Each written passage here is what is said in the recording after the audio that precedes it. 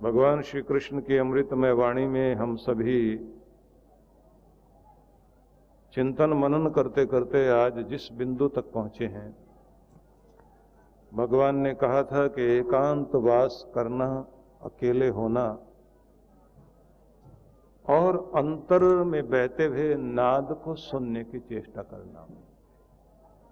एकांत में जहां परम की ध्वनि सुनाई देने लगती है, जहां शून्यावस्था में, जीरो पॉइंट में मन आ जाता है, विचार शून्यता, थॉटलेस जहां हो जाए, जहां मन ना रहे, नो माइंड वाली स्टेट आ जाए,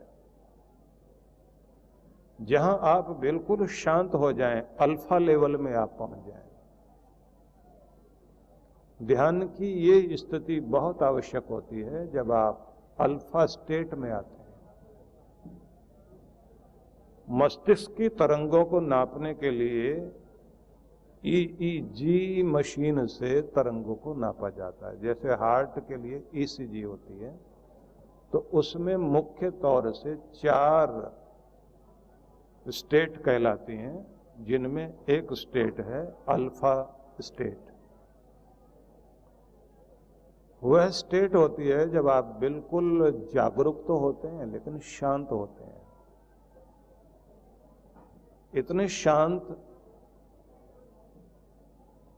कि कोई प्रेशर नहीं है आपके ऊपर, दबाव नहीं है, निर्भर अवस्था। वहां से प्रेम की, दया की तरंगें प्रकट होने लगती हैं। और वहीं उसी स्थिति में यदि आप प्रभु के प्रेम में उसकी कृपाओं को याद करते हुए ध्यानस्थ हो जाएं, तब आपके जीवन में एक अलग तरह का चमत्कार घटता है। तब दुनिया से संबंध कट जाता है, दुनिया के मालिक से रिश्ता जुड़ने लगता है। तब वो बोलता है हृदय में, तब आपके अंदर उसकी गूंज सुनाई देती है। बहुत बार लगता है कि इस जगह पहुंचना तो बहुत मुश्किल बात है कि आदमी अपने आप को निर्विचार कर सके, इतना शांत हो सके। अपनी उद्विग्नता पर काबू पाना चाहिए हम सबको। ये जो बेचैनी है, इरिटेशन है, ये जो व्याकुलता रहती है, मतलब खीज, इरिटेट होना और फिर दूसरों को इरिटेट करना, खुद की चंचलता पर काबू पाना, संतुलित होना, बैलेंस बनाना, सहज बनकर रहना। लेकिन ये ध्यान रखना कि जब आप ध्यान में बैठते हैं तो उदास होकर नहीं बैठना। कृपाओं को याद करते हुए आनंद में आए, और आपको लगना चाहिए कि मैं आनंद में हूं और आनंद की ओर जा रहा हूं, मैं सौभाग्यशाली हूं और परम सौभाग्य की ओर जा रहा हूं। और आपको ये महसूस होना चाहिए कि मैं कृपा क्षेत्र में हूं, जहां कृपाएं बरसती हैं, क्योंकि उस जगह आ गया हूं जहां परमात्मा का धाम है। भले ही वो घर का आपका एक कोना है जहां आप बैठे हुए हैं। आप जिस तरह का माहौल बना लेते हैं, उस तरह की शक्तियां आपके आसपास आने लगती हैं। जिस तरह के आप मन स्थिति में रहते हैं, उस तरह के लोग, उस तरह के सारी आसुरी शक्ति, अगर नेगेटिविटी आपके अंदर है तो वो आसुरी चीजें आने लग जाएंगी। पूरे ब्रह्मांड में वो सब कुछ है जिसका आप चुंबक बने हुए हैं, ये ध्यान रख लेना। आप पूरे मैग्नेट हैं और एक मैग्नेटिक फील्ड आपके आसपास चारों तरफ रहती है, एक चुंबकीय क्षेत्र जिसमें आप कुछ खींच रहे होते हैं अपनी तरफ। उदास आदमी उदासी अपनी तरफ खींचता है, गुस्से वाला गुस्से वाली चीजें खींचेगा अपने पास, उसे ज्यादा गुस्सा आएगा और गुस्सा। तनाव वाला तनाव वाली चीजें खींचने लग जाएगा, उसे तनाव में डालने वाले, टेंशन में डालने वाले कारण चारों तरफ आएंगे अपने आप, क्योंकि वो अपने आसपास उस सब चीजों को इकट्ठा कर रहा है। हंसने का कारण ढूंढने वाले लोगों को चारों तरफ से हंसने वाली बातें दिखाई दे रही होती है। वो तो अखबार भी पढ़ेंगे तो ऊपर नीचे की हेडलाइन जोड़ लेंगे और उसी से हंसने लग जाएंगे। वो कहीं लिखा हुआ अगर जो है दीवारों पर कुछ लिखा हुआ है तो उसे देखते देखते पूरा ध्यान से नहीं पढ़ेंगे, एक की लाइन दूसरे से जोड़ते जोड़ते हंसते हुए जाएंगे, दूसरे को सुनाएंगे, उसको भी हंसाएंगे, देखो क्या लिखा हुआ। मतलब अगर लिखा हुआ है ना राष्ट्रवादी बनिए, तो वो कहेंगे बनियों को राष्ट्रवादी कहा जा रहा है। मतलब सोचने का ढंग ही हंसने वाला होगा, क्योंकि आपका चुंबक उस तरह काम कर रहा है। और अगर आप डिप्रेस हैं, एक जर्मन लेखक हुआ जिसने लिखा कि मैं जंगल में बिछड़ गया, भूखा प्यासा था, रात आई, आसमान में आधा चांद था, मैं उसे देखकर कहता हूं ये आधी रोटी तैर रही है आसमान में। तब मुझे चांद में से कोई कविता नहीं दिखाई दी, मुझे तो रोटी दिखाई दी।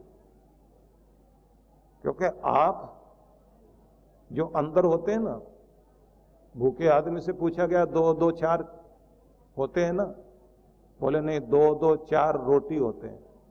तो उसको तो बेचारे को अपनी रोटी याद आ रही ना। आप जो कुछ हैं अंदर, जो कुछ है वही प्रोजेक्शन तो है ना बाहर, आप उसी कहना चाहिए वो बिंब जो होता है वो आपका बाहर से अंदर से बाहर की तरफ प्रकट होता है। इसलिए सबसे पहले यह ध्यान रखने की बात है कि आप एक चुंबकीय शक्ति बने हुए हैं और बाहर से वही सब चीजें खींच रहे हैं।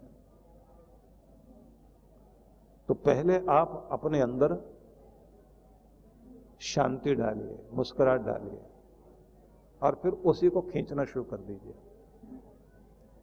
नकली रूप में ही सही, आपको पहले तो करना पड़ेगा। आप खुश रहिए, आनंदित हो जाइए, भगवान के गोद में बैठे बहुत आनंदित होकर, बड़ी कृपा मेरे प्रभु की, बहुत आनंदित हूं। और मन कहेगा झूठ बोल रहे हो, बहुत दुखी आदमी है, और तू कहां से सौभाग्यशाली आया, इतने तो दुर्भाग्य तुम्हारे साथ जुड़े हुए हैं, और कह रहा है कि मैं बहुत सौभाग्यशाली हूं। वो मन अंदर से बोल जाएगा झूठ बोल रहे हो, लेकिन तब भी आप बोलना मैं भाग्यशाली हूं, मैं प्रसन्न हूं। भिखारी भी तो अपने कटोरे में सबसे पहले तो अपने खुद से ही भीख डालता है, उसे पता है वो झूठा काम कर रहा है क्योंकि अपने पैसे डाल रहा है। लेकिन अगर अपने नहीं डालेगा तो दूसरा देगा नहीं। नल में से पानी लेना ना अपने हैंडपंप में से, तो पानी नीचे से नहीं आ रहा है तो सूख गया हैंडपंप, और 2 बाल्टी अपने डालनी पड़ेंगी। पहले अपनी डाली तो उसके बाद में वो आपने जो डाला वो तो बाहर आएगा ही आएगा, नीचे वाला भी आएगा।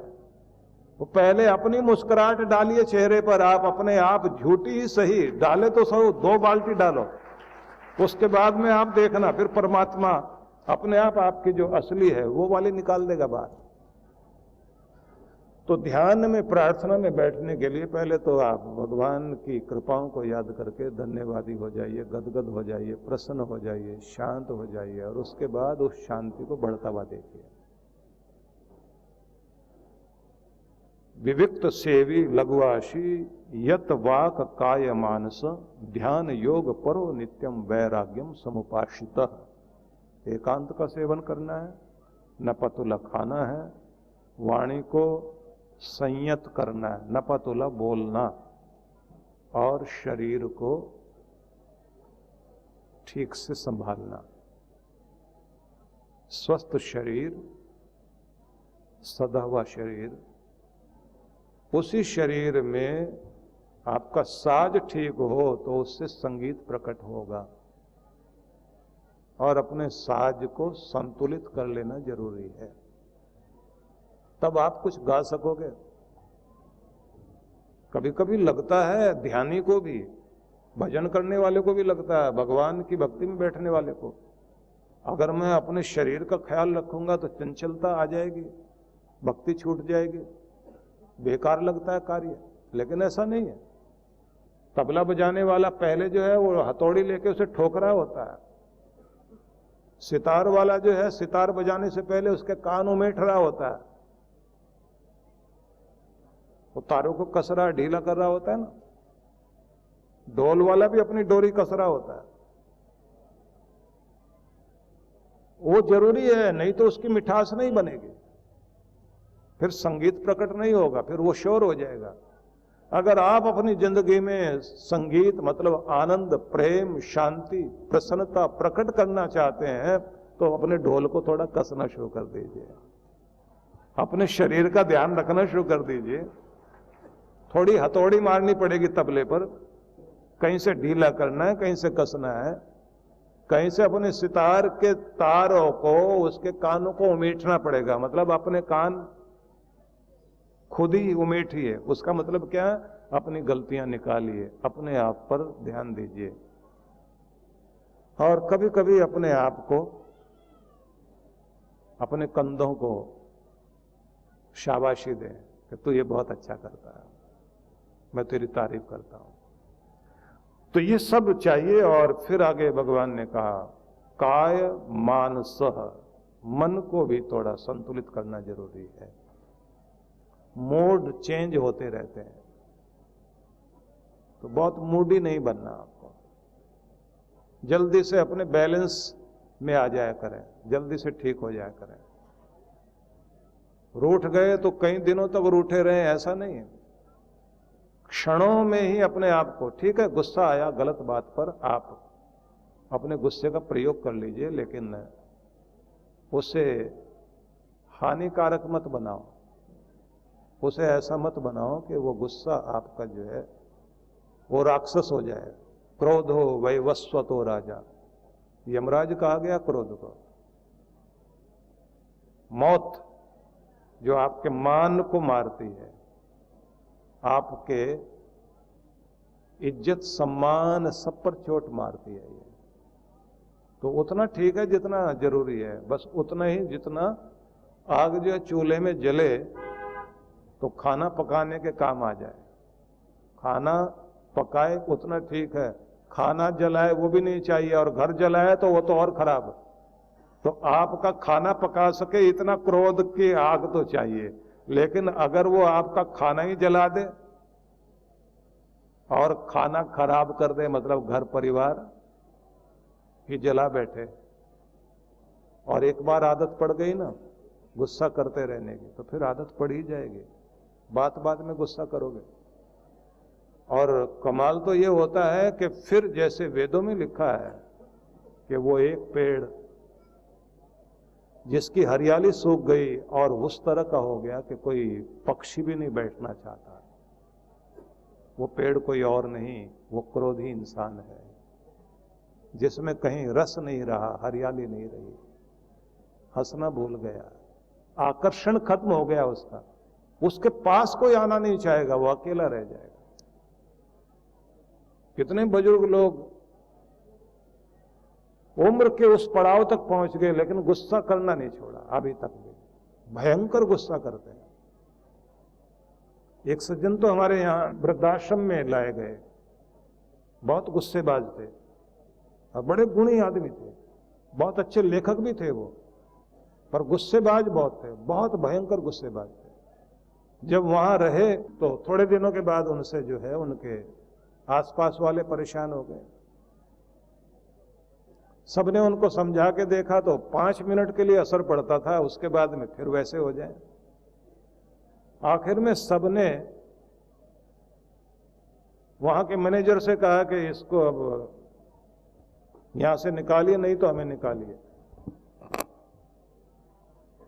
उन्होंने भी समझा के देखा तो वो आदमी फिर भी ठीक नहीं हुआ। आखिर में उसको मेरे पास भेज दिया उन्होंने। अब वो जब मेरे पास आए तो मैंने उनसे कहा कि आप इतना गुस्सा क्यों करते हैं? बोले देखिए जी वो तो आदत है, मैं 6 बहनों का एक अकेला भाई था, जिद में पला हूं, क्योंकि माँ बाप मेरी गलतियों पर पर्दा डालते थे और सब एक साथ बोलते थे, 6 बहनों के बाद एक भाई आया, उसे जीने दोगे तुम लोग? मेरी सारी गलतियों को ढका गया, मेरे गुस्से पर जायज नाजायज को सबने बर्दाश्त किया।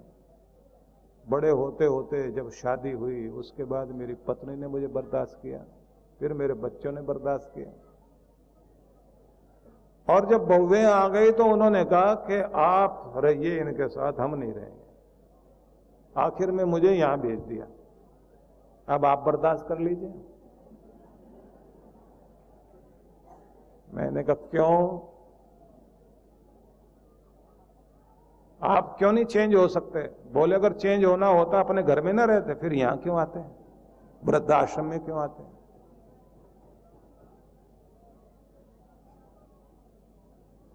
मैंने कहा आप ऐसे क्यों हैं? बोले हो गए अब तो जाके चिता में ही ठीक होंगे, आप बदलने वाले तो है नहीं।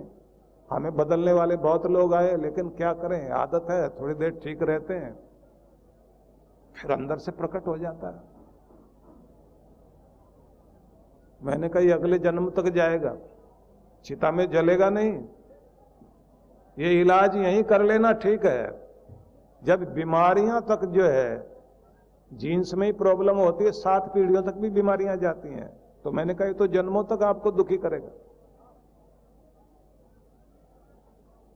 फिर उनको कहा कि एकांत में बैठना शुरू करो, मौन साधना शुरू करो और अपनी बात को जो कहना चाहते हो उसे मीठे ढंग से कहकर देखो, और आप शांति दूत बनने की कोशिश करो, क्योंकि आप शांति के मसीहा बनेंगे तो चारों तरफ शांति बिखेरोगे। पराये भी अपने हो जाएंगे अगर आपको ठीक से बोलना आ गया। आपने तो अपनों को पराया कर लिया। बहुत थोड़ा थोड़ा फर्क पड़ा उस आदमी में, पर मैं आपको ये बताना चाहता हूं कि ये हम लोगों के कंडीशनिंग जो की जाती है परिवारों में, वो हमारे पूरी पर्सनैलिटी को ऐसा बना देते हैं जो हम होते नहीं हैं। इसलिए कभी कभी बच्चों को वहां डांटना पड़ेगा आपको जहां वो गलती कर रहे हैं। बच्चों को बचाना होता है, अगर नहीं बचाओगे तो आगे उसकी पत्नी बोलेगी इसके माँ बाप ने इसको पाला कैसे, उन्होंने रखा कैसे। स्कूल कॉलेज वाले तो अपना कोर्स पूरा करेंगे, उनको कोई जिम्मेदारी नहीं लेनी है, जिम्मेदारी माँ बाप को लेनी पड़ेगी। और सबसे बड़ी चीज तो ये, जब आप बड़े हो जाते हैं अपनी जिम्मेदारी तो खुद ही लेनी होती है, अपनी गलतियों में सुधार लाना होता है। तो आगे बढ़ते हैं, भगवान ये कह रहे हैं कि अपने आप को संतुलित करना, अपने मूड को चेंज, ये जो बात बात में आपके मूड खराब होते हैं इन्हें आप मनोदशा को संभालना चाहिए। ध्यान योग परो नित्यम वैराग्यम समुपाशिता। फिर आगे उन्होंने कहा कि ध्यान योग से जुड़ो, ध्यान करना सीखो। आपको कल तरीके बताए थे कि कैसे आप अपने आप को जोड़ेंगे। अब थोड़ी सी बात और सुन लीजिए कि आप किसी नाद के जरिए, भजन के जरिए, संगीत के जरिए अपने आप को संगीत से जोड़ते हुए तन्मय हो जाएं और उस बिंदु तक ले आए कि जब आप को अपनी सुध न रहे आप कहाँ हो।